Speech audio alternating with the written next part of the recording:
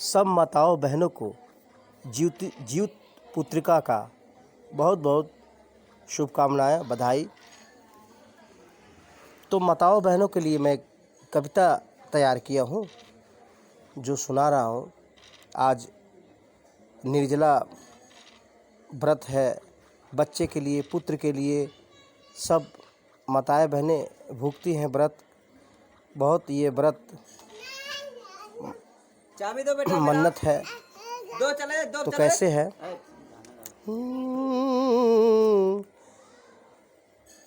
व्रत न खाली एगो तप है जीवतिया, व्रत न खाली एगो तप है जीवतिया, धिया पूता खाती माई भूखेली जीवतिया, धिया पूता खाती माई भूखेली जीवतिया।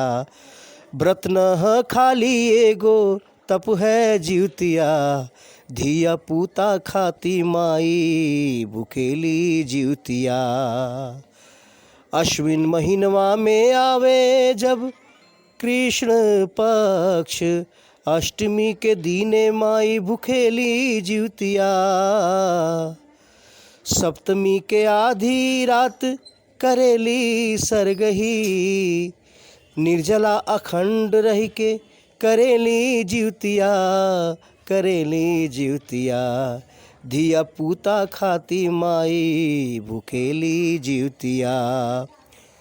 अष्टमी तिथि के पूरा दिन बिना पानी के राखेली, व्रत माई करेली जीवतिया। अष्टमी तिथि के पूरा दिन बिना पानी के राखेली, व्रत माई करेली जीवतिया।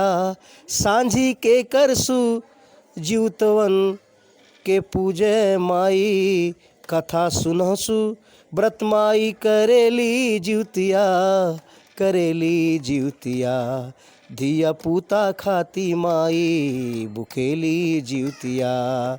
व्रत न खाली एगो तप है यह जीवतिया, धिया पूता खातिर माई भूखेलीन जीवतिया।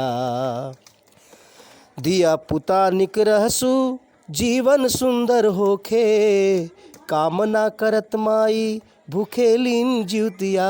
सब अपने बचवा खातिर, अपने लइकवा खातिर, अपने पुतवा खातिर सब ये भूखेलीन।